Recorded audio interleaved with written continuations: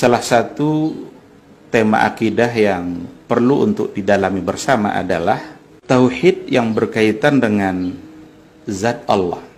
Allah Subhanahu wa ta'ala memiliki zat yang sempurna. Zat Allah itu suci dari semua bentuk kekurangan. Tidak ada satu bentuk kekurangan pun pada zat Allah, dan tidak ada satu bentuk penyerupaan pun terhadap zat Allah. Maka kalau kita bicara zat Allah, maka itu harus ditauhidkan, harus diesakan. Hanya Allah yang punya zat seperti itu. Lalu kalau seandainya ditanya, seperti apakah zat Allah itu? Wallahu a'lam. Tidak ada di antara manusia yang tahu seperti apa zat Allah. Hanya Allah lah yang tahu.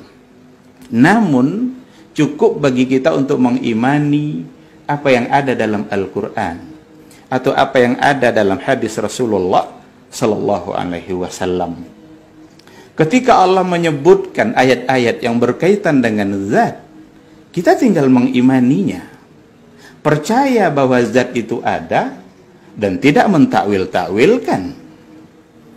Karena Allah yang berarti sedang memperkenalkan dirinya kepada hambanya. Dan tidak mesti dianggap nanti orang yang percaya kepada adanya zat itu lalu dianggap sebagai kelompok yang menyamakan Allah dengan makhluk. Itu salah besar. Karena ada banyak ayat-ayat sifat, ayat-ayat zat, sifat yang berkaitan dengan zatnya Allah. Seperti ketika Allah menyuruh iblis untuk sujud kepada Adam, dia tidak mau. Lalu kata Allah, "Ma mana'aka an tasjuda lima khalaqtu biyadayya?" Apa yang menghalangi kamu untuk sujud kepada sesuatu yang saya ciptakan dengan kedua tangan saya? Berarti ayat ini, ayat yang mengisbatkan dua tangan. Ketika kita mengimaninya, tidaklah berarti kita sedang mentasbih. Karena kita tidak sedang menyamakan tangan Allah dengan tangan makhluk. Tetapi kita harus percaya, seperti apa tangannya hanya Allah yang tahu. Seperti apa wajahnya hanya Allah yang tahu. Dalam Al-Quran, wa yabqa wajhu rabbika dzul jalali wal ikram, ada banyak ayat. Bolehkah ditakwil? Kalau seandainya pentakwilan itu akan menghapuskan sifat itu dari Allah, kita harus berhati-hati. Karena berarti kita menolak apa yang ditetapkan oleh Allah Subhanahu wa ta'ala. Ada kecenderungan sebahagian yang ingin mengatakan bahwa Tuhan itu tidak berfisik. Mereka ingin lari dari sesuatu agar tidak menyerupakan Allah dengan makhluk. Ini niatnya sangat baik.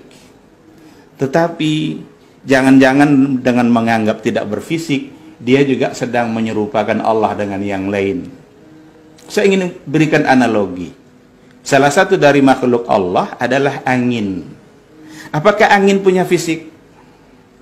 Jawabannya hanya dua. Pertama, punya fisik. Lalu ditanya, seperti apakah fisiknya angin?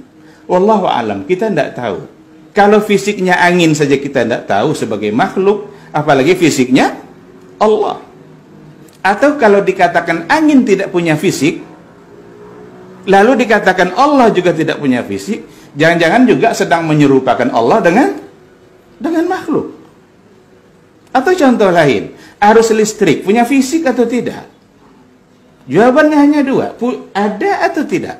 Kalau ada, seperti apa fisiknya? Kita tidak akan pernah bisa menceritakan karena tak pernah melihatnya. Kalau untuk makhluk saja, dan kita tidak pernah mengetahui semua bentuk fisiknya makhluk, maka jangan pernah menanyakan fisiknya Allah Subhanahu wa ta'ala.